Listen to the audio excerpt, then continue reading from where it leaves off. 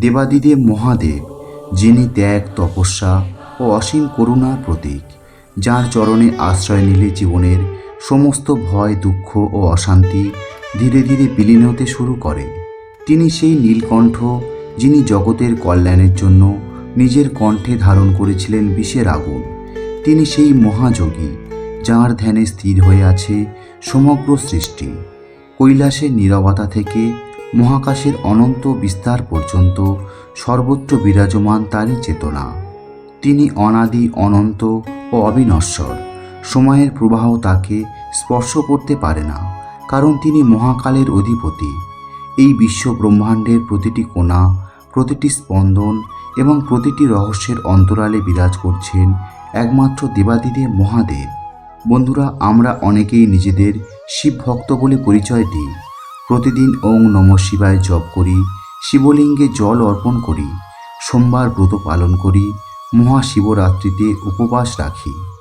কিন্তু কখনো কি ভেবে দেখেছেন, শুধুমাত্র এই আচার অনুষ্ঠান পালন করলেই কি একজন মানুষ মহাদেবের প্রকৃত ভক্ত হয়ে ওঠেন? আপনি কি জানেন, মহাদেব কখনো ভক্তের বাহ্যিক আড়ম্বর দেখে সন্তুষ্ট হন না। তিনি দেখেন মানুষের অন্তর। তিনি দেখেন ভক্তির গভীরতা, বিশ্বাসের দৃঢ়তা এবং হৃদয়ের পবিত্রতা। কারণ শিব হলেন আশুতোষ, যিনি খুব সহজেই সন্তুষ্ট হন, কিন্তু তার সন্তুষ্টির পথটি বাহ্যিক নয়, অন্তরের। নমস্কার বন্ধুরা, আমি পল্লব, আর আপনারা দেখছেন রাধাকৃষ্ণ ইউটিউব চ্যানেল। বন্ধুরা, আজকের এই ভিডিওতে আমরা এমন একটি বিষয় নিয়ে আলোচনা করব যা প্রতিটি শিব ভক্তের হৃদয়কে স্পর্শ করবে। আমরা জানব মহাদেবের 5টি ভক্তি পরীক্ষা, কে তার আসল ভক্ত, বুঝবেন কিভাবে। বন্ধুরা, আজকের এই আলোচনা হয়তো আপনার জীবনকে নতুন পথে নিয়ে যেতে পারে, তাই ভিডিওটি সম্পূর্ণ দেখার অনুরোধ রইল। আর নতুন বন্ধুরা পাশে থাকা সাবস্ক্রাইব লেখাটি প্রেস করে বেল আইকনের অল অপশন সিলেক্ট করুন। বন্ধুরা, পৃথিবীর ইতিহাসে যত মহান শিব ভক্তের কথা আমরা শুনেছি, তাদের প্রত্যেককেই কোনো না কোনো পরীক্ষার মধ্যে দিয়ে যেতে হয়েছে। কেউ দারিদ্র্যের পরীক্ষা দিয়েছেন, কেউ অপমানের, কেউ অপেক্ষার, আবার কেউ ত্যাগের। কারণ পরীক্ষাহীন ভক্তি কখনো পূর্ণতা লাভ করে না। আপনি যদি কখনো অনুভব করে থাকেন যে জীবনে হঠাৎ করে একের পর এক সমস্যা আসছে, প্রার্থনা করেও দ্রুত ফল পাচ্ছেন না, বারবার বাধার সম্মুখীন হচ্ছেন, তাহলে হতাশ হবেন না। অনেক সময় এই ঘটনাগুলোই হতে পারে মহাদেবের বিশেষ পরীক্ষা। কিন্তু কেন এমন হয় জানেন? কারণ মহাদেব কাউকে শাস্তি দেওয়ার জন্য পরীক্ষা নেন না। তিনি পরীক্ষা নেন একজন সাধারণ ভক্তকে অসাধারণ ভক্তে পরিণত করার জন্য। যেমন আগুনে সোনা পুড়ে আরও বিশুদ্ধ হয়ে ওঠে, তেমনি জীবনের কঠিন পরিস্থিতি একজন ভক্তের বিশ্বাসকে আরও দৃঢ় করে তোলে। বন্ধুরা, যখন সব কিছু ভালো চলতে থাকে তখন ভগবানের নাম নেওয়া খুব সহজ, কিন্তু যখন জীবনে ঝড় আসে তখনও যদি কেউ একই বিশ্বাস নিয়ে মহাদেবকে স্মরণ করতে পারে, তখনই তার ভক্তির প্রকৃত শক্তি প্রকাশ পায়। আপনি কি কখনো লক্ষ্য করেছেন, কিছু মানুষ অল্প কষ্টেই ঈশ্বরের উপর রাগ করে বসে। তারা ভাবে, আমি এত প্রার্থনা করলাম, তবুও আমার জীবনে সমস্যা কেন?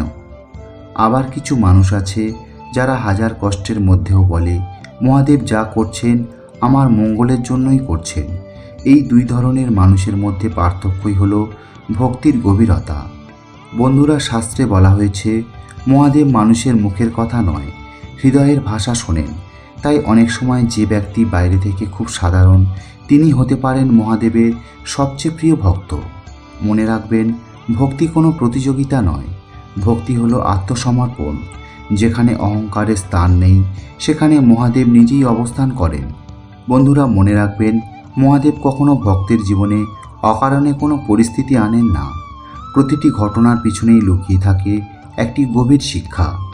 অনেক সময় আমরা যে জিনিসটিকে দুর্ভাগ্য বলে মনে করি, ভবিষ্যতে তাকেই আশীর্বাদ বলে উপলব্ধি করি। কারণ মহাদেব বর্তমানের ক্ষণিক সুখ নয়, ভক্তের চিরস্থায়ী মঙ্গল চান। আপনি যদি বিশ্বাস করেন তাহলে লক্ষ্য করবেন যে জীবনের অনেক কঠিন মুহূর্তই আপনাকে আরও শক্তিশালী করে তুলেছে। যে মানুষ কখনো অন্ধকার দেখেনি, সে আলোর প্রকৃত মূল্য বুঝতে পারে না। ঠিক তেমনই যে ভক্ত কখনো পরীক্ষার সম্মুখীন হয়নি, সে ভক্তির প্রকৃত গভীরতা উপলব্ধি করতে পারে না। বন্ধুরা, মহাদেবের একটি বিশেষ বৈশিষ্ট্য হলো তিনি ভক্তকে কখনো একা ছেড়ে দেন না। যদিও অনেক সময় তার উপস্থিতি চোখে দেখা যায় না, কিন্তু তার আশীর্বাদ নীরবে ভক্তকে রক্ষা করতে থাকে। আপনি কি কখনো এমন কোনো বিপদ থেকে রক্ষা পেয়েছেন যার কোনো ব্যাখ্যা খুঁজে পাননি? হয়তো সেখানেই ছিল মহাদেবের অদৃশ্য করুণার স্পর্শ। শিবপুরাণে বলা হয়েছে, মহাদেব তার ভক্তের হৃদয়ের প্রতিটি অনুভূতির সঙ্গে পরিচিত, তাই ভক্তের চোখের জলও তার অজানা থাকে না। যখন পৃথিবীর সবাই আপনার কথা ভুল বুঝতে পারে, তখন মহাদেব আপনার মনের ভাষা বুঝতে পারেন। যখন পৃথিবীর সবাই আপনার কথা ভুল বুঝতে পারে, তখনও মহাদেব আপনার মনের ভাষা বুঝতে পারেন। এই কারণেই মহাদেবের প্রকৃত ভক্ত কখনো সম্পূর্ণ নিরাশ হয় না। তার বিশ্বাস থাকে, আজ না হোক কাল মহাদেব অবশ্যই তার জন্য সঠিক পথ খুলে দেবেন। বন্ধুরা, ভক্তির সবচেয়ে বড় পরিচয় হলো পরিস্থিতি বদলালেও বিশ্বাস যেন না বদলায়। কারণ যে বিশ্বাস ঝড়ের মধ্যেও অটুট থাকে, সেই বিশ্বাসই একদিন মহাদেবের কৃপা লাভের কারণ হয়ে ওঠে। আর সেই কারণেই মহাদেবের প্রতিটি পরীক্ষা আসলে ভক্তকে তার আরও কাছে নিয়ে যাওয়ার একটি পবিত্র মাধ্যম। বন্ধুরা, আজকের এই ভিডিওতে আমরা এমন 5টি ভক্তি পরীক্ষার কথা জানব, যার মাধ্যমে মহাদেব বুঝতে চান কে শুধুমাত্র সুবিধার সময় তার নাম নেয়, আর কে সত্যি তাকে নিজের জীবনের আশ্রয় হিসাবে গ্রহণ করেছে।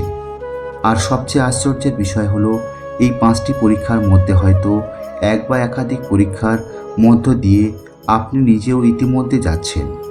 তাই ভিডিওটি শেষ পর্যন্ত অবশ্যই দেখবেন, কারণ শেষের দিকে এমন কিছু লক্ষণের কথা জানব যা বুঝিয়ে দেয় মহাদেব আপনার উপর প্রসন্ন হতে শুরু করেছেন। তাহলে চলুন আর দেরি না করে জেনে নেওয়া যাক মহাদেব তার ভক্তদের কোন 5টি বিশেষ পরীক্ষার মাধ্যমে যাচাই করেন এবং কিভাবে বুঝবেন আপনি সেই পরীক্ষায় উত্তীর্ণ হচ্ছেন কিনা।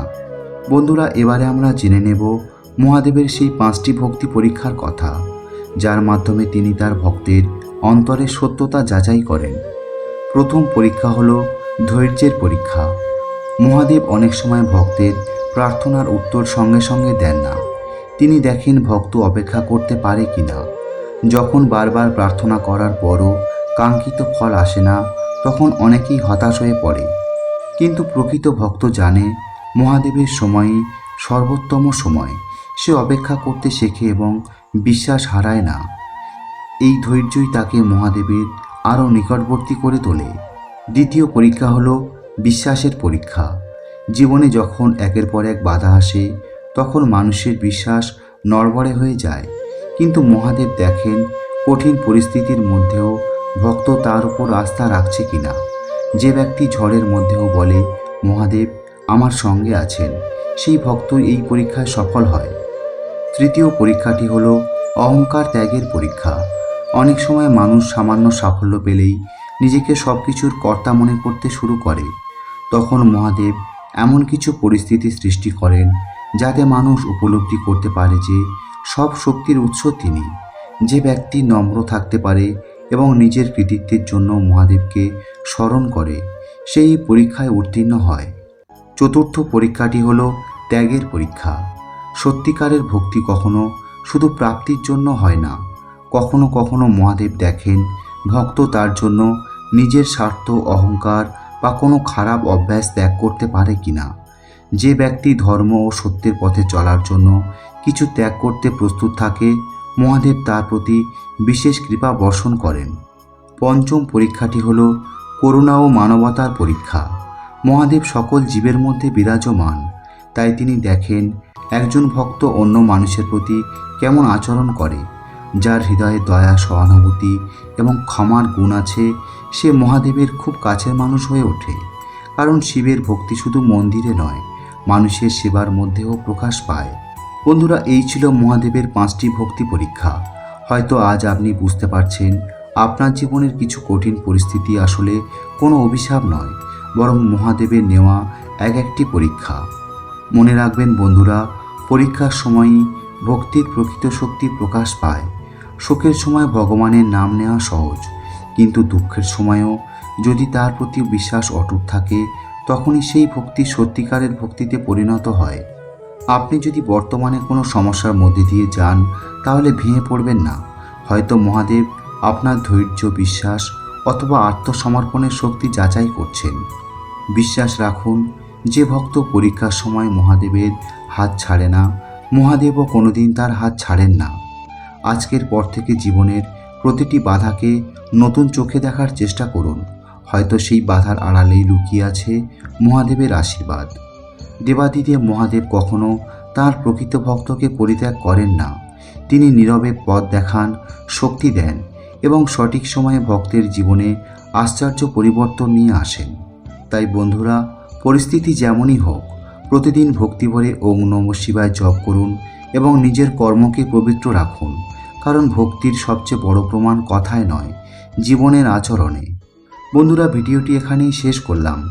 ভিডিওটি ভালো লাগলে অবশ্যই লাইক করবেন, কমেন্ট করবেন, শেয়ার করবেন তাদের সাথে যাদের জীবনে এই মুহূর্তে একটু ভরসা, মানসিক শান্তি আর আধ্যাত্মিক শক্তির প্রয়োজন, এবং চ্যানেলটি সাবস্ক্রাইব করে আমাদের সঙ্গে যুক্ত থাকবেন। আর আমি ছিলাম পল্লব আপনাদের সাথে। আবার দেখা হবে নতুন কোনো আধ্যাত্মিক ও অনুপ্রেরণামূলক ভিডিওতে।